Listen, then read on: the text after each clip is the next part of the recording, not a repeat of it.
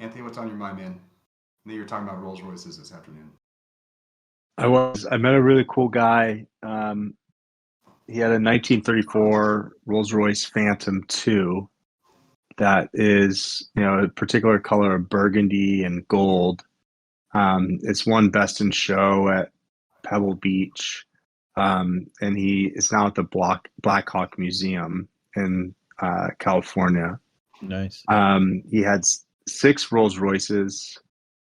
He sold a couple of them recently. He had a Lamborghini Countach. He's always had, a couple cool cars. And we're just talking about sort of like how he sees the concourse scene and, car clubs, and he's getting up there in age, so he doesn't like being out there anymore, and how appealing it is to be part of a virtual car club for him. And so we were able to riff on that. I think it's pretty cool to see a guy who's in his late 70s be all into blockchain and car clubs, and how they transition online. Is sort of inspiring for me as I get older to stay up on stuff.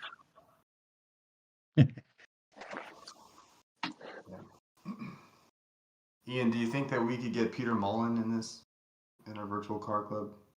I don't know. That's a good question. I understand his health isn't doing great at the moment. But I guess we could find out. Yeah. Yeah, I'm just throwing it out there. No, totally. I think there's a few people we can kind of drag in from various places, but yeah, Mullen would be a very good one. Yeah, just a little bit. I assume that he has been. I don't even know if I've ever been to his museum, but I assume, given all the Talalagos and Bugattis he has, that he also has Rolls Royces. But no, he's strictly French. I mean, he as far as I can see, he's very strict about that country, the country's cars. Oh God, it is a very French thing to be. Yes, just being very French. Yeah. Yes, being very French about his French cars. Yeah, that's pretty awesome. So, and if you're French, you won't take offense to that. Of course not. Well, so I know we kind of just rolled past the 7:05 or 5:05 time, so we could probably get started. Richard, thanks for recording this for us.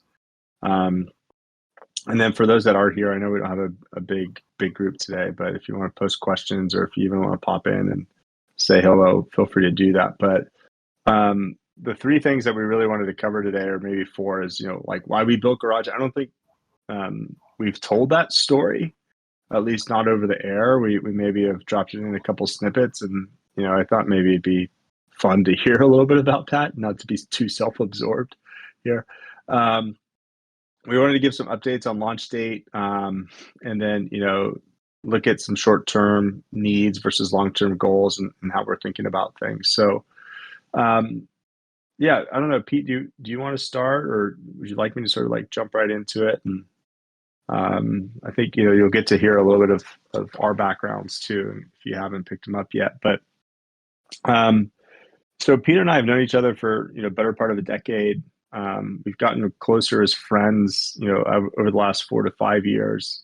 And it was during the pandemic that we really started investing more time together. Not physically in person, of course, but we'd catch up over Zoom or the phone on Tuesday nights. That was sort of our dedicated time, and then sometimes on the weekends.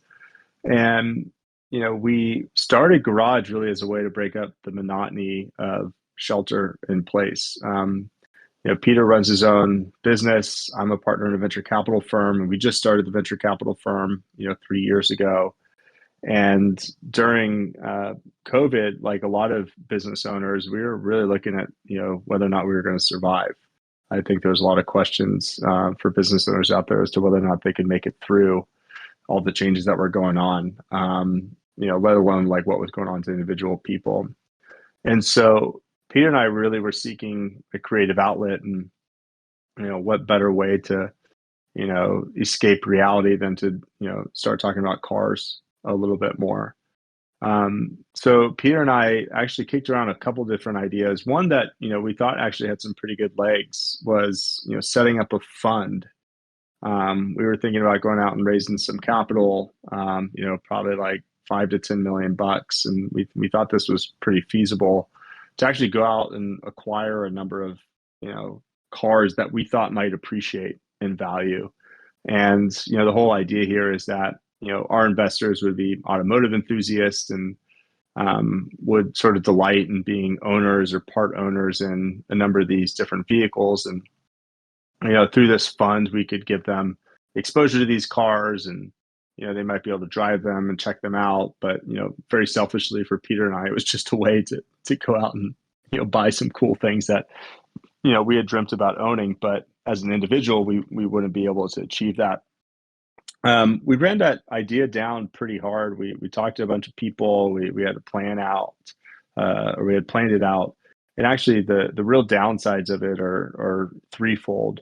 One, the insurance and liability behind buying and storing these cars is pretty tremendous. The second thing is that if you're going to pay into this particular fund, you're going to want to drive the cars, and everybody knows that driving some of these vehicles is depreciating. Is going to depreciate the asset. And then the third thing is, we'd have to store and maintain these vehicles. And actually, when we looked at the business, we were more in the business of real estate than we actually were in the business of, buying and collecting cars. And it's just not really what we wanted to do. Over the course of the next, 6 months, my venture capital firm made a couple investments in, Web3 companies, primarily like L2 layer companies. I won't share names, but it was really, really focused on platforms and infrastructure for the blockchain future. And then at the same time, we were looking at a number of different applications, and we saw NFTs really start to make a big rise, and they've been around a little bit longer than that. But one thing that really caught my eye was what the NBA did with Top Shots, and we can argue all day long as to whether or not those are bona fide NFTs. That's not really the point. But what I loved about what the NBA did from a product perspective is, bring rich multimedia into a landscape that had been traditionally like very, very flat and two-dimensional. The other thing is that you had audio and you had video, and you also had moments in time that were very special to a number of people, especially if you're a basketball fan. And, whether you're rooting for that team or that player is your favorite player, or you were at that game, these moments that the NBA was sharing had an emotional, people are emotionally tied to them. And when I looked at that, I said, man, I think that's it, right? I think for cars, a lot of people, it is an emotional thing. We've talked to some collectors along the ways here that, and this is probably a little bit strong wording, but they put it there themselves. So I'm quoting more than I'm exaggerating, that they love their cars more than their kids, right? So this is a very real thing. But whether it was your first car or the car that you got your first kiss in, or maybe you had your first accident, or maybe it was your parents' car or your grandparents' car, or even the vehicle that you saw hung on your wall as a kid, cars have a very emotional tie for people. And so we really set out to, capture cars in that way. And so Peter and I actually explored a number of different artists that we thought could, render vehicles from a 3D or, cartoonish perspective. And we absolutely, we just didn't like what we saw. If you look at some of the new video games out there, like Gran Turismo, for example, it's pretty hard to compete with that on a 3D perspective. I mean, it's absolutely stunning. And so to think that we could, build something comparable is a little bit foolish. And so, we were a little bit disappointed. We just weren't really getting to the right product, to the right design. And then doing what, Peter and I do when we have free time. I was on Instagram and I came across Ian's work, and I was just absolutely blown away. And I immediately shared it with Peter. I think we can probably both remember that moment where I sent it to Peter and I was like, man, that's fucking it. That is like absolutely everything that we've thought about. It had the same raw emotion, the aesthetic, and not only that, like these were the real vehicles. Like this is the real McCoy. This isn't some 3D render, and which takes a lot of talent to develop. But this is a real vehicle. This has got story. It's got heritage. It's got pedigree to it. And so I picked up the phone. Ian, I don't remember. You have to remind me. I think I found your cell phone number and text you, or Yeah. I shot you a DM. It was one or the other, and then we jumped on the phone right away. But I don't know, Ian. I'd love to maybe start with like how you remember that moment, and then have you maybe talk a little bit more about like how you built this whole collection up. Oh yeah, totally. No, that I think it was a DM, and it was yeah, completely out the blue. I was it would just come at a time where as much attention as I do put into Instagram, I've kind of like wanted to expand my network a little bit and expand how I output the photos. So it just came at a perfect time, and our first chat, it seemed to sort of just elevate and ignite and just go kind of crazy, and it was really inspiring. But yeah, I mean, I think we shared the same sort of origin story with this whole with this mission. For me, it was a lockdown project. It was I love car shows, and if you go back far enough in my Instagram stuff, you can really see where my focus was. A lot of car shows. I think I did like 140 car shows in the year previous to lockdown. So I was kind of looking at trying to focus on something automotive as the car shows shut down, and my attention turned to the Flash stuff that I was working with, or had started to work with here and there in the lowrider events and what have you. Usually evening events, and just really new ways of lighting stuff. Just started to instead. It was my kind of mission. I lied my mission to really connect with the owners that I've been meeting and talking to, and the cars that I've seen over and over at car shows. But trying to find a way to isolate them and have my own time with them. It took me a few goes. I was working with like a place called Ferraris Online down in Costa Mesa for the first part of the lockdown. And I didn't really have my color style down there, but it was just a lot of practice. A lot of cars came through there. I was practicing with Lamborghinis and Fiat Dinos and things like that. So, not a bad subject matter to start with. No, I think you jumped right to the top there. Yeah, that's right. And I think it was the real break came when I was contacted someone about the Lancia Delta Zero HF0 concept car, and I knew who had it, who owns it, and I was trying to figure out a way to get to it. I'd met up with the handler, one of the mechanics, or one of his people at the Art Center Car Classic. And I begged him then, like, I got to get in, and then I lost his contact. So I thought it was just like the worst thing to happen for my idle car. But yeah, so yeah, go ahead. Sorry. I said it was devastating.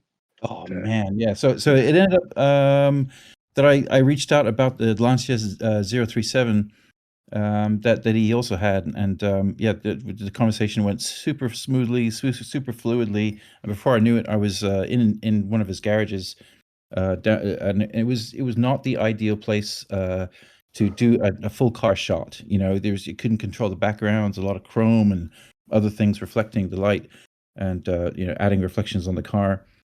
And I got home, looking at all the photos. The photos themselves turned out all right. It was my early days, with flash photography, and I just decided I had to figure out a way of isolating the backgrounds and just really doing something, and that's where it was born.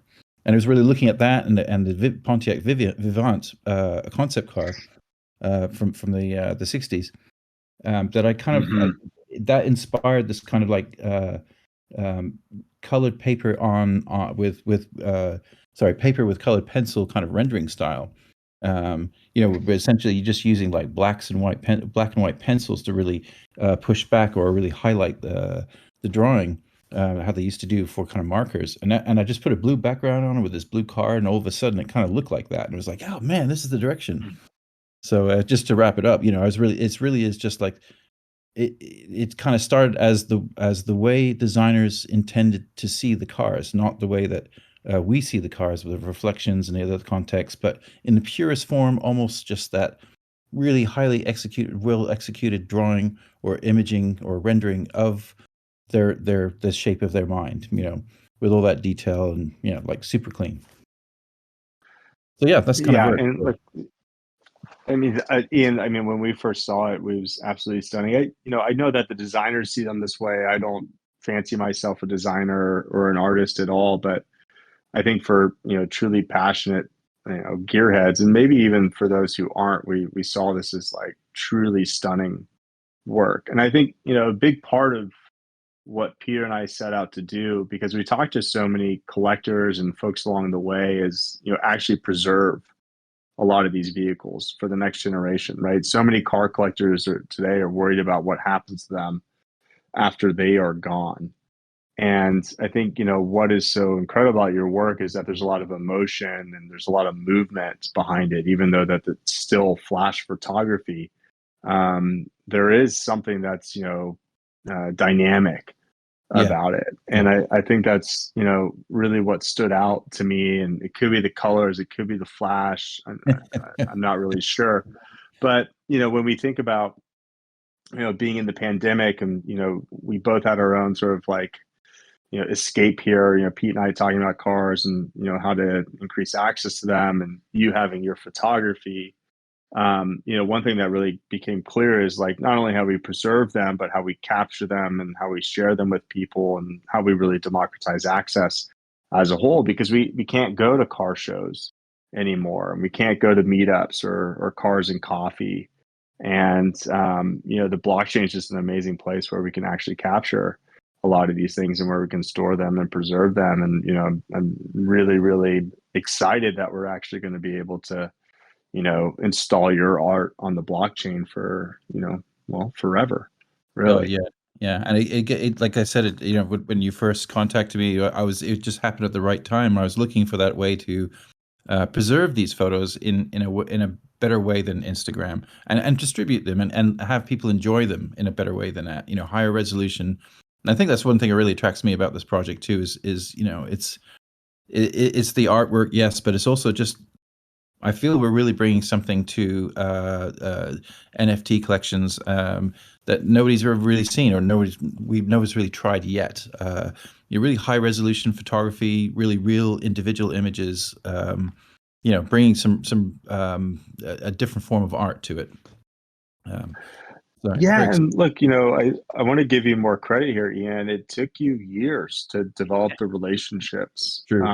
It was real difficult work. And, just to provide a little bit of credibility or some anecdotal feedback to that, I spoke with the OpenSea team today, and I know we don't have so we are OpenSea, account verified. We're partners now. We got introduced to their founder, which was very, very cool. They have not seen anything like this. The excitement that just the OpenSea team has around your photography, that's awesome. the fact that we're doing something in the automotive space. They see this as really sort of like the next generation of what they've been trying to build on. So we have so much support from them. I think really what we have to do here, and I'll sort of like hand the mic off to Peter so we can talk a little bit about like what our goals are over the next couple months. But, this idea that we have this huge vision for a very influential car community and car club online, where we take, the concept of NFTs, we pair that with community membership, a truly decentralized organization. They're incredibly excited about sort of like our plans are and how we thought about the product. And now we just need to spend, the next, month or two really getting that out there into the world. I think, we've done a phenomenal job on product, if I can say so myself, and, bringing your art to the world. But I think what we need to do here is just start sharing the word a little bit more. So Pete, maybe you can talk a little bit about like how we're thinking about the launch date. I'm comfortable with you sharing like the news on my side, and maybe even with Bearded Beetles news as well too, as to why we're thinking about things a little bit differently. But Yeah, if you wouldn't mind, sort of. Yeah, for sure. Yeah, just zooming out, taking a step back, and thinking about how Garage can be different from a lot of the projects and be better than a lot of projects we've seen in the NFT space. We want to find a way to bring real utility in the real world um, within a community that is very car motorsport centric. So we explicitly decided like we're not going to build a car club for the metaverse. We're not going to try to compete with Forza. Like we want a community that is very real world centric but decentralized. Rally around Ian's art, rally around some of the most spectacular photographs that I've personally ever seen in the car world. Bring people together, get excited about automotive opportunities, motorsport opportunities, and pick big things to do together. And when Ian and Anthony and I kind of came together and were chatting about months ago, and we had people telling us, best case, if you guys get into motorsport, maybe you put like a logo or you put PFP on the side of a car, on the side of a race car. I'm like, oh, that's a cool idea. We should do that for the first day. Let's go out with a huge bang. And so in the meantime, Stefan Johansson, advisor, John Kidwai joined us as a board member and an investor, and we started to build this network in the car and the racing world. And we had an opportunity that popped up to sponsor Scott Dixon, and for Scott to join the team as an investor. And we said, let's do this thing. Let's rally around Scott Dixon for the Indy 500. Let's put PFP and the Garage logo on Scott's. Might be like the first time a PFP ends up on the podium on a top car, top team, top race, and this would be a really phenomenal launch for Garage. And it took a little longer to close that deal than we were initially expecting, like 3-4 weeks longer than expected. But we got the deal done. That sponsorship is fully paid for at this point. So like Garage is going to Indy 500, and 10 of us are going, and we've got a spot on Scott's car. But it put us a bit on the back foot as far as timeline, and over the last, I think 2.5 weeks since we announced it, in essence, we expected a bit more excitement around, hey, we're going to put the car, and it didn't really get much traction. I'd love to get some feedback from everybody here and from the community for why that didn't happen. Was it like lack of a clear message? Was it like lack of belief that we actually did this?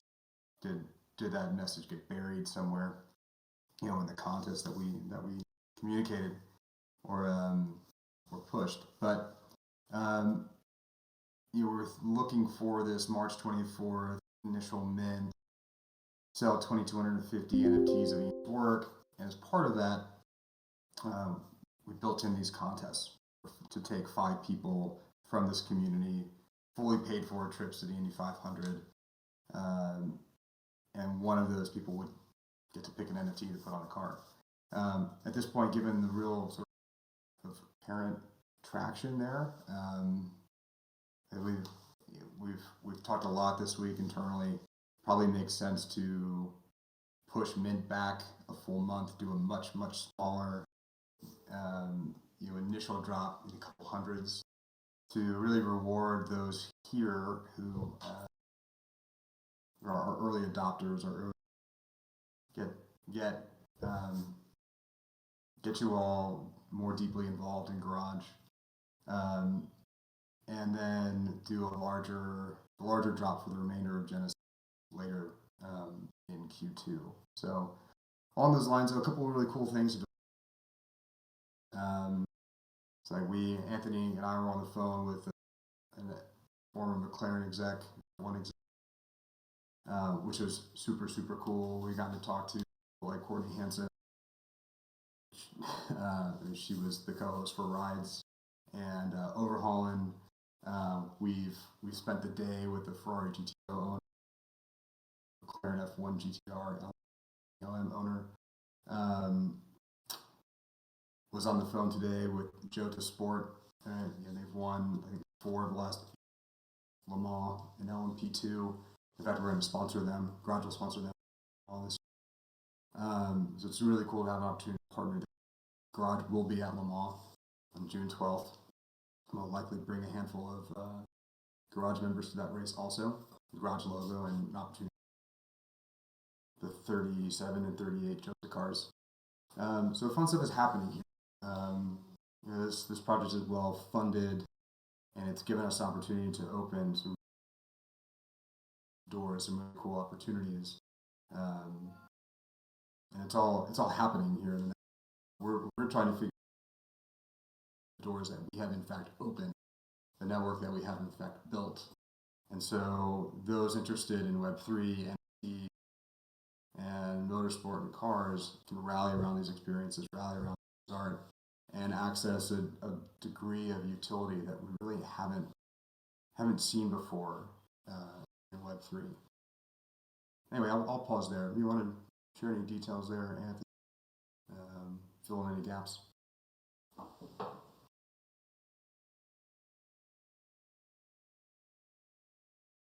No, sorry. I hope everybody can hear me now. No, I thought that was great. I think we had a couple personal tragedies during this time too, which Peter didn't share. That definitely set us off, or put us off track a little bit. I think we have Ian's art. We feel incredibly good about that. Our smart contract development is about a week out. It would have been more. It would have been early. We have partnerships, verified partnerships with OpenSea. They're going to start marketing for us. We have sponsorships, for Indy car champion, 6-time champion.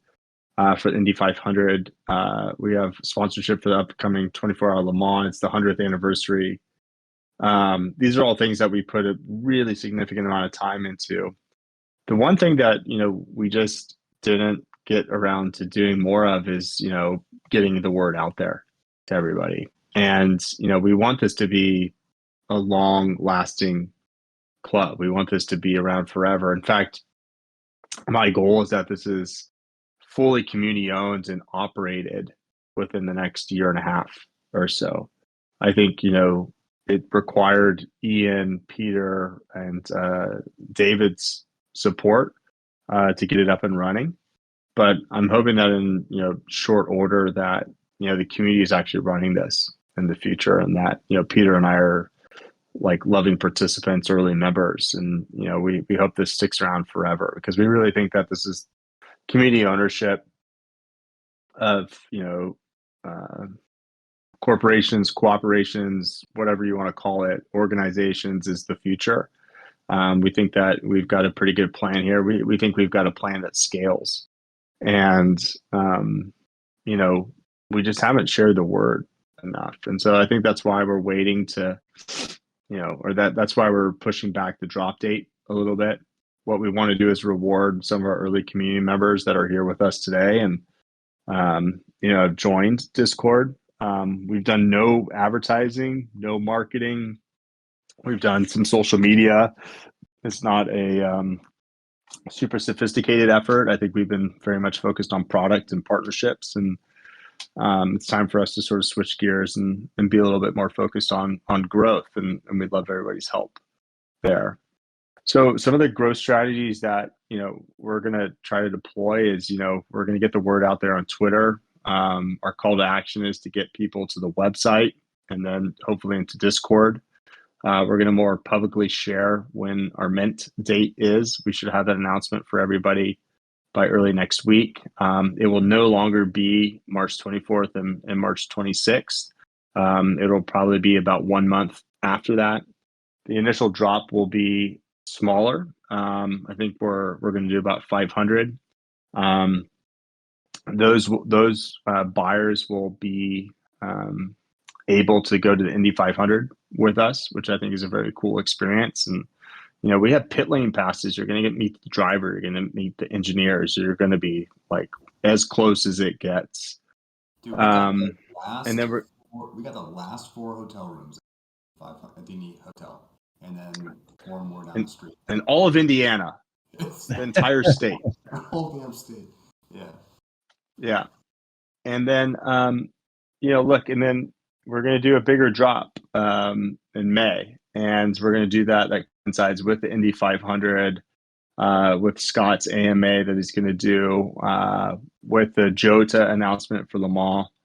And we're going to take some buyers, potentially part of that initial 500 group or potentially part of that later 2000 group to Le Mans. And then, I've been working pretty hard on some bigger brand partnerships with individuals that aren't necessarily in motorsports, that are very much part of the automotive scene, that are part of pop culture. I've had a couple interesting conversations already this week with some famous people on probably one of the largest and longest running automotive films that you all have heard of. So I won't share too much more, but they've made 9 films so far, just as a plug. And we're trying to get them on board as well too, as well as a woman who has built a pretty good brand for herself, in social media that has to do with cars. And so people are getting attention. I think, a lot of that is Ian's work. I think Ian's work is the product. I think, Peter and I have put a lot of thought and design behind what the experience is supposed to be like and how we leverage a lot of the technologies that are available to us today. But the goal here is to collectively work towards giving all of you access to the cars, the experiences, the drivers, our automotive heroes that we've dreamt about since we were young kids, and to make that available for everybody that's out there. And so whether that takes us another month or 2 months or 3 months or another few years, that's what we started dreaming about on Tuesday nights. And that's what we shared with Ian when we met him. And, that's how we've gotten everybody on board. So I know we're a bit past our scheduled time here. If there's any questions, more than happy to field them. I'll give it a minute or so, but in that time, Peter, Ian, did you want to add anything else? Yeah, I don't know that it's something we should get. I mean, it's probably a very long conversation, but at some point we should get into the details of how we think about developing the community, building the community out, and then launching the DAO and what we intend to get from that, what we intend to do with it. So, I don't know, what do you think, Andy? Is that something we should tackle today, or you want to push that to next week? No, I don't think it's appropriate right now. I think these are things that we'll share. I do want that feedback, and I want to sort of have a richer conversation with everybody. I think right now the number one goal is to keep building community, right? I just share the word with people that are passionate about automotive. We want this to be a very approachable car community, whether you're into, muscle cars, drifters, drag cars, Formula One, whatever, right? We want that here. And so I just don't think we've gotten the word out there enough. And, that's really what my focus is for the next month. Cool. All right. Well, yeah, I guess we'll give everybody another minute or two. If you want to pop in with questions, you can post it in the event chat. Or Ian, if you got anything else you want to share.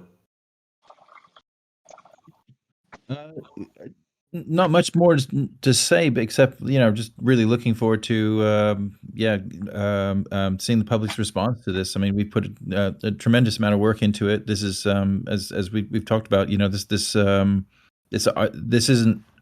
art has come as a result of long relationships and building networks and gaining trust.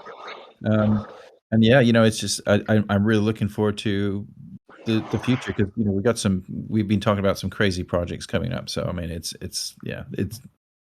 I'm really eager to get onto that and get on to see where else we can take this.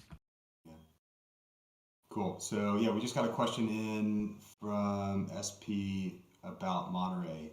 Yeah, actually, we have a pretty crazy thing planned for Monterey. Anthony and I've been going to that for a long time. I remember the first time I went. Quick story.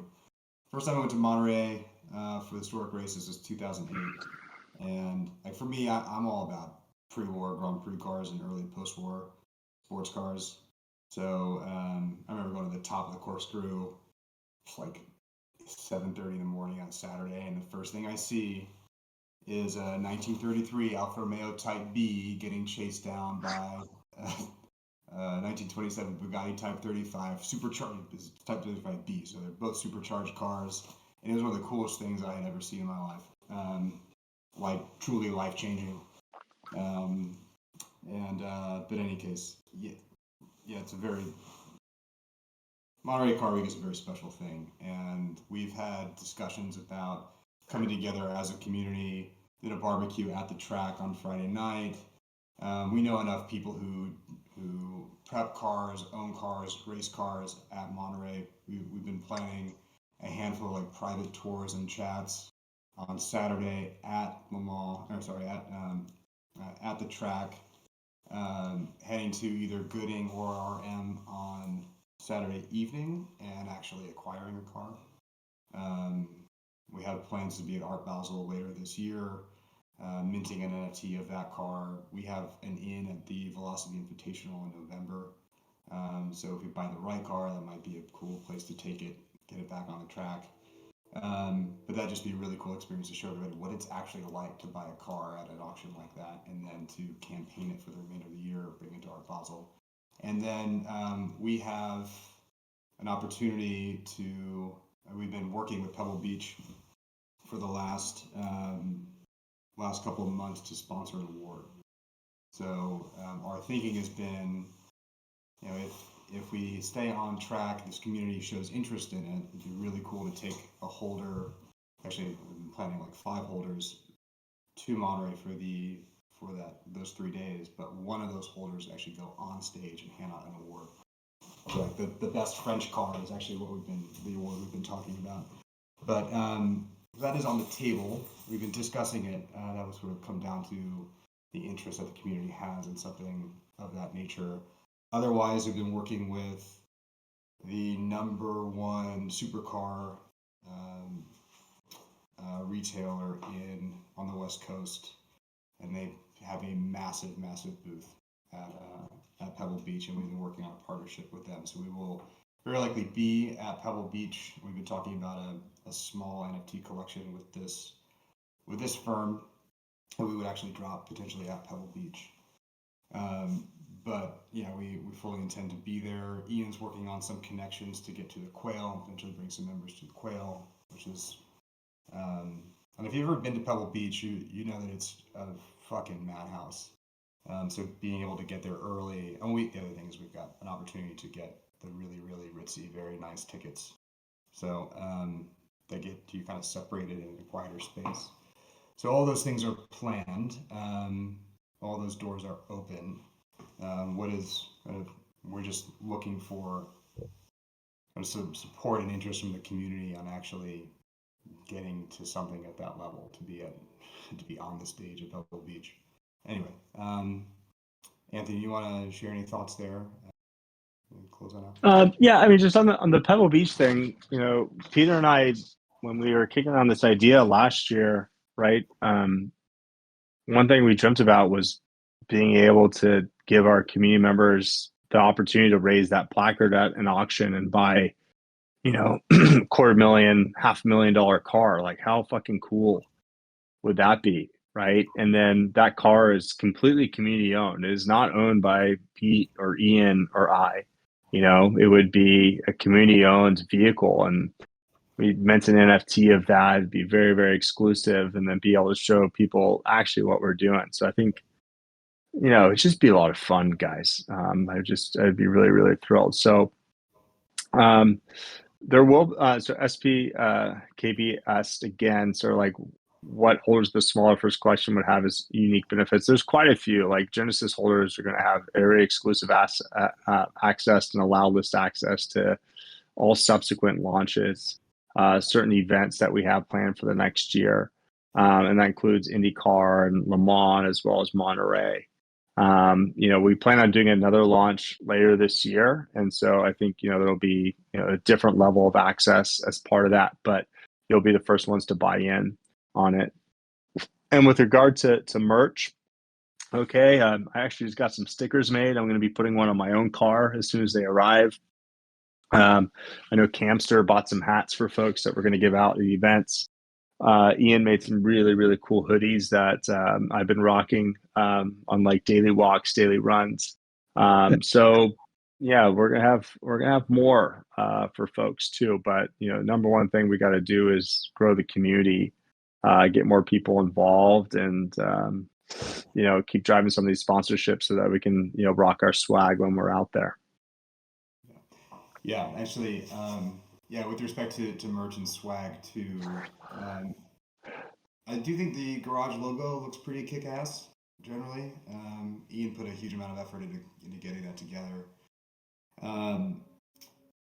But at the same time, I think what's really cool about Garage is the opportunity to partner with, to sponsor, and kind of open doors to potentially the future equity ownership in some of these teams.